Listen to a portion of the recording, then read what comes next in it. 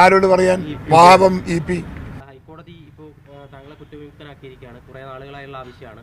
എന്താണ് വിധിയെക്കുറിച്ച് പ്രതികരിക്കാൻ എനിക്ക് വളരെ സന്തോഷം.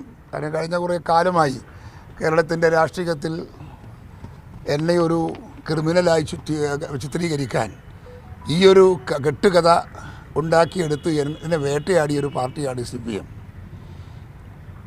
കീഴ്ക്കോടതികളിൽ നിന്നെല്ലാം നമുക്ക് അനുകൂലമായ വിധി വന്നിട്ടും ഹൈക്കോടതിയിൽ പോയി വളരെ ഏറെ നീണ്ടുപോയി. ഈ കേസ് ഒരുപാട് നീണ്ടുപോയി. ഇതിന് മുമ്പേ തന്നെ വിധി പറയേണ്ടതായിരുന്നു. എത്രയോ നമ്മളിങ്ങനെ കാത്തിരുന്നതാണ് നമ്മൾ ഈ ഒരു കേസ്. കാരണം ചോദിച്ചാൽ എൻ്റെ തലക്ക് മുകളിൽ ഒരു വാള് കെട്ടിത്തൂക്കിയതുപോലെയാണ് എൻ്റെ മനസ്സ്. ഇല്ലാത്ത കുറ്റത്തിന് പ്രതിയാക്കി, എന്നെ ഒരു ക്രിമിനൽ ലീഡറാക്കി, എന്നെ രാഷ്ട്രീയത്തിൽ നശിപ്പിക്കാൻ ശ്രമിച്ച ഇടതുപക്ഷത്തിൻ്റെയും BJPയുടെയും രാഷ്ട്രീയ നയങ്ങൾ, ആ നയങ്ങൾക്കെതിരെയുള്ള തിരിച്ചടിയാണ് ഇന്നത്തെ കോടതിയുടെ വിധി. എനിക്ക് ഒരു മോചനം കിട്ടിയ ഒരു വിധിയാണ് ഈ വിധി. ഇപ്പോൾ നിലവിലെ താങ്കൾ കുറ്റവിമുക്തനായി, പക്ഷേ ഈ കേസിന്റെ ഗൗരവം ഇപ്പോഴും നിലനിൽക്കുന്നുണ്ട്. അത്രയും മാരകമായ ഒരു അകൃത്യമാണ് നടന്നത്. അതിൽ അന്വേഷിച്ച് യഥാർത്ഥ പ്രതികളെ കണ്ടുപിടിക്കേണ്ടതില്ല. അത് എൻ്റെ ഉത്തരവാദിത്വമല്ല, അത് സർക്കാരിൻ്റെ ഉത്തരവാദിത്വമാണ്. യഥാർത്ഥ കുറ്റവാളികളെ കണ്ടെത്തിയാൽ പിന്നെ അപ്പീൽ കേൾക്കുമ്പോൾ അത് വിട്ടുകളിയില്ലല്ലോ. അപ്പീൽ കേട്ട് അത് സത്യസന്ധമാണ്, എൻ്റെ വാദവും എൻ്റെ നിലപാടും എന്ന് ബോധ്യമുള്ളത് കൊണ്ടല്ലേ കോടതി ഇത് വിട്ടത്. ഇനി അതിന് ആളുണ്ടെങ്കിൽ പോലീസ് കണ്ടുപിടിക്കട്ടെ, CBI കണ്ടുപിടിക്കട്ടെ, സർക്കാർ കണ്ടുപിടിക്കട്ടെ. അത് അവർ ഉത്തരവാദിത്വമാണ്. എനിക്കതിലൊരു പ്രശ്നമില്ല. ആ പ്രശ്നത്തിൽ ഒരു പരിഹാരമില്ല. അത് അവർ നിശ്ചയിച്ചോട്ടെ. ആയിക്കോട്ടെ, പോകാൻ പറ്റുമെങ്കിൽ സുപ്രീം കോടതി പോട്ടെ. അവിടെ പറ്റാവുന്ന രീതിയിലൊക്കെ ഞാനും മത്സരിക്കാം. ആരോട് പറയാൻ? പാപം E P.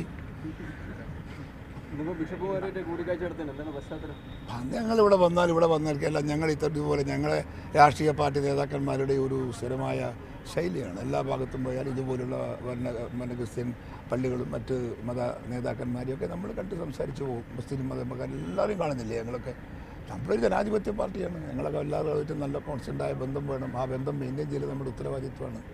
That is what we are doing. Okay, ഡൽഹിയിൽ ധാരാളം മലയാളികളുണ്ട്. പ്രത്യേകിച്ച് ലോക്സഭാ മലയാളികളുടെ വോട്ടൊക്കെ പ്രധാനപ്പെട്ടതാണ്. KPC എങ്ങനെയാണ് പ്രവർത്തനങ്ങൾ? ഞങ്ങൾ മാക്സിമം ഇവിടെ 100-100 ആളുകളെ കൊണ്ടാന്ന് ഇറക്കിയിട്ടുണ്ട്. 125 ആളുകളോട് വന്നിട്ടുണ്ട് ഇറങ്ങിയിട്ട്. ചെലവ് കൊടുത്ത് താമസിപ്പിച്ചിട്ടാണ് ഇവിടെ വർക്ക് ചെയ്തത്. എല്ലാ രംഗത്തും നമ്മുടെ ആളുകൾ ഇറങ്ങിയിട്ടുണ്ട്. രാവിലത്തെ പ്രവർത്തനം, ഉച്ചക്കത്തെ ശേഷമുള്ള പ്രവർത്തനം, രാത്രിത്തെ പ്രവർത്തനം, അതൊക്കെ ഞങ്ങളിപ്പോൾ ചാർട്ട് ആക്കി നമ്മൾ കൊടുത്തിട്ടുണ്ട്.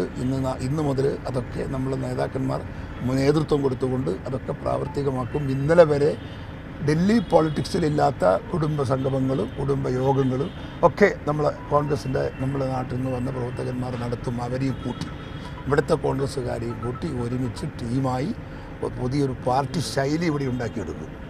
പ്രസിഡന്റ്, ഒരു വിഷയം, പ്രസിഡന്റ് ആ തെരഞ്ഞെടുപ്പിൽ മത്സരിക്കുന്ന സമയത്ത് KPCC അധ്യക്ഷനായിട്ട് MM ഹസൻ വന്നു. ആ സമയത്ത് ലത്തീഫിനെ തിരിച്ചെടുത്തു. അതൊരു പാസ്റ്റ് ചാപ്റ്റർ. അതല്ല, ഒരു നേതാവിനെ തിരിച്ചെടുക്കുന്നു, നടപടിയെടുക്കുന്നു, പിന്നെ വീണ്ടും പുറത്താക്കുന്നു, അങ്ങനെ അതൊരു ശരിയാണ്? അതൊന്നും നിങ്ങൾ ഇതുവരെ ആലോചിക്കേണ്ട കാര്യമല്ല, അത് പാർട്ടി ആലോചിക്കേണ്ട കാര്യമാണ്. ഇത് അവിടെ നമ്മൾ ഇതുപോലത്തെ തീപ്പരികളുണ്ട്, അവർ ചർച്ച ചെയ്തോളൂ.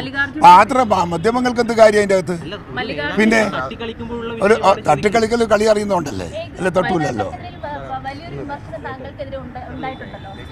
എനിക്കറിയില്ല.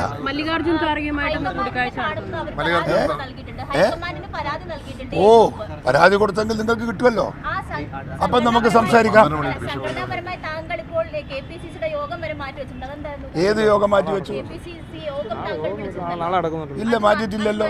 ഇല്ല, അതൊന്നും മാറ്റിയിട്ടില്ല. ആര് പറഞ്ഞു മാറ്റിയെന്ന്? ഏത് യോഗം? ഞാൻ ആ യോഗത്തിലും പങ്കെടുത്തു. ഞാൻ അതിന് ശേഷമുള്ള യോഗത്തിലും പങ്കെടുത്തു. നാളത്തെ യോഗത്തിലും പങ്കെടുത്തു. അദ്ദേഹം അവസരം തന്നാൽ ഞങ്ങൾ കാണും. സമയം ചോദിച്ചിട്ടുണ്ട്. അതെ.